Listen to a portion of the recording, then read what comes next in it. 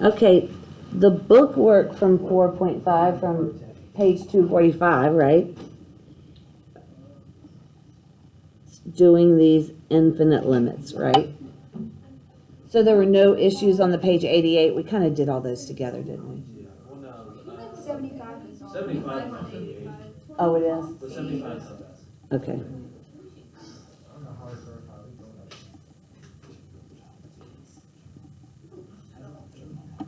know. 25 is, okay. Negative infinity.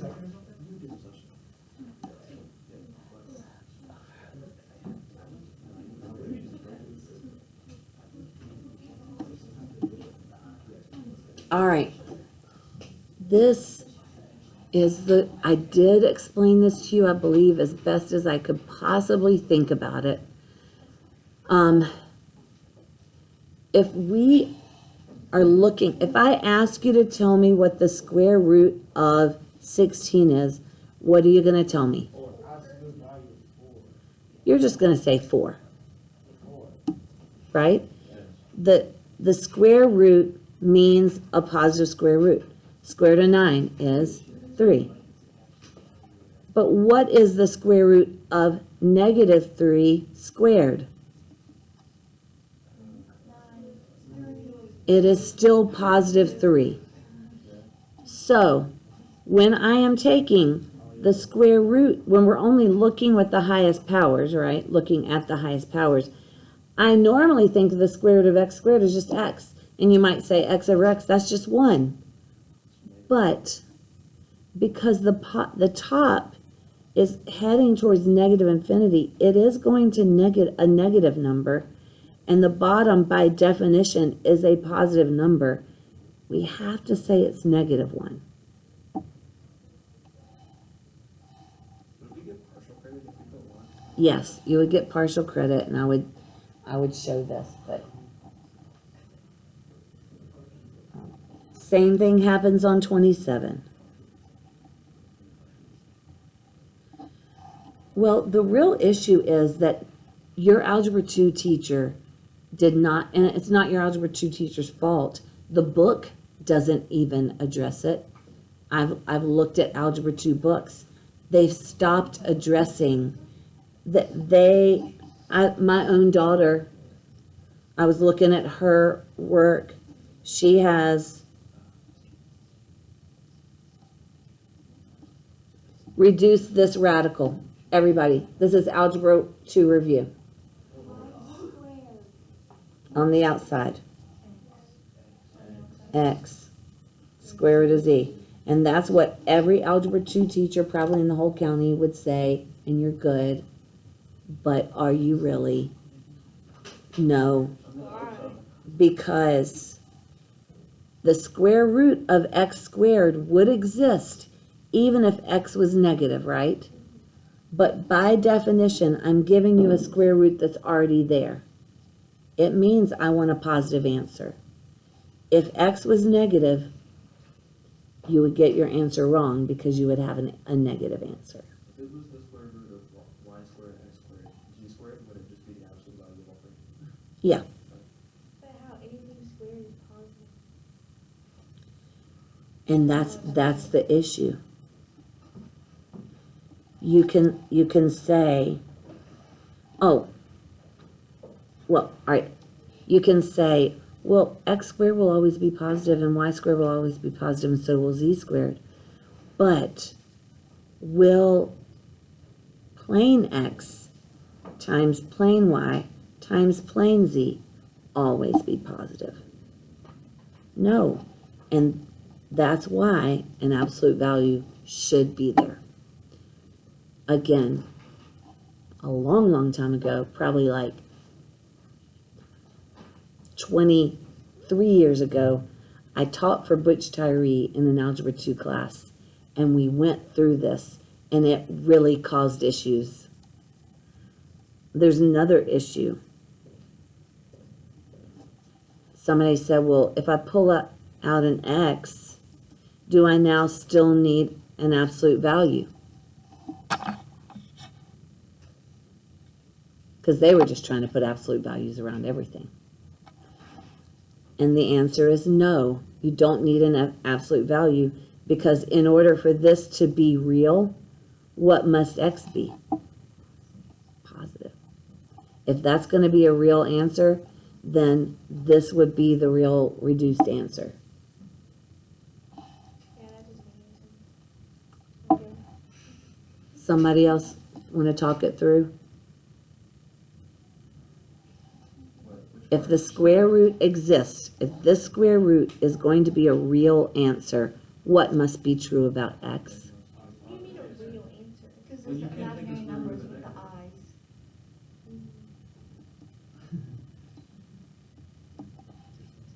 What's the square root of negative 3 cubed? Oh. The square root of negative 27. It's not real. It's imaginary. All right. So back to 27, which has a 2x on top, plus 1. Does that plus 1 do anything to us? No. When we're dealing with infinities, same thing, that minus x does nothing, because we're dealing with numbers that are so huge that a million squared is so much bigger than just a plain million, right? It doesn't matter. But we are approaching negative infinity again. The top will be what? Positive or negative? Negative. The bottom will be positive. What is that limit going to now be?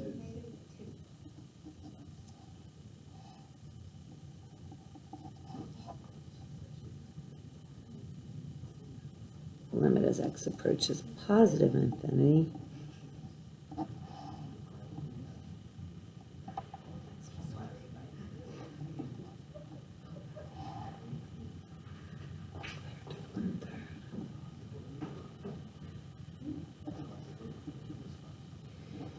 So on this one, we're still just dealing with what? When we're dealing with infinities, we're looking at the highest, what?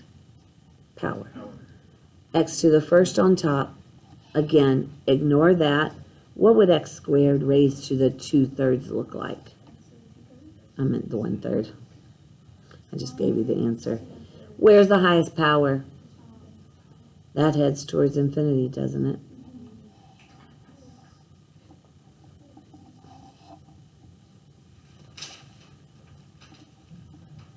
But you said if it's, the limit going to negative infinity, the answer would be negative infinity. Oh, does it have to be? This one isn't even like that at all, because, and we were going to positive infinity anyway. But even if it was negative infinity, I would have a negative number on top, and I would still have a, no, I guess it would be positive, wouldn't it? A negative number squared. So it would have been negative infinity if we were going to negative infinity. Does that make sense? But 31, we were going to positive infinity, I think. Yeah. 37 to minus 5e to the negative x. Did I write it down correctly? Yeah. All right, on this one, it's always a good idea to be able to rewrite stuff. And what does a negative exponent mean? On the bottom, with the positive, right? I got the bottom of just this fraction getting larger and larger. Where's that fraction going? 0. 2 minus 0 is? Done. Wait,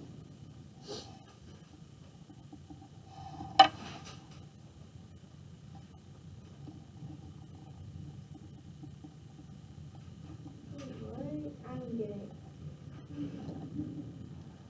How do you? I really got, you understand 5 divided by bigger and bigger numbers goes to 0? What's 2 minus 0?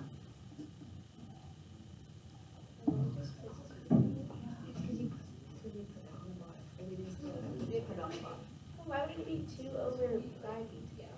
Because minus means, Or like division. Minus means subtraction right here. I mean, another way to deal with it is get a common denominator and put them together. Multiply by e to the x over e to the x. So we'd have 2 e to the x minus 5 over 1 e to the x. Now, if we're dealing with this limit, we're kind of just looking at the highest powers, aren't we? And we could get 2 over 1 again, because they're exactly the same.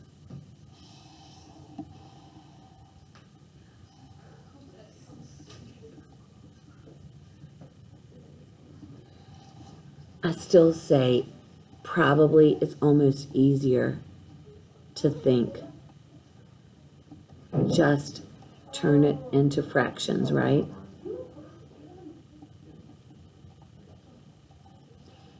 Guys, what is 1 over a number that keeps getting larger and larger heading to? Log base anything of 1 plus 0. Log base anything of 1 is what? Because 10 to the 0 equals 1, right? Base exponent answer.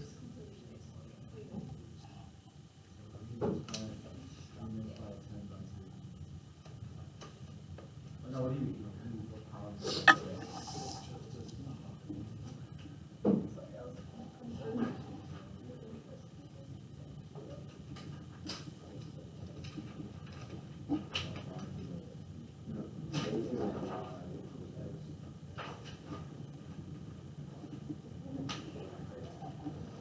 All right. Brett, you had no real issues with the top of this one, did you? Top's easy. What is the limit as x approaches pi over 2 of the cosine of x? Yeah, because cosine starts off at 1, at pi over 2, it hits 0. The cotangent is another story, right? I remember cotangent as having asymptotes at 0 and pi, and then it's like the cubic thing going here, okay? So I know it's 0. But if you don't remember what the cotangent graph looks like, hopefully you'll remember what is the identities for what's the identity for tangent? Sine over cosine. So the identity for cotangent is cosine over sine.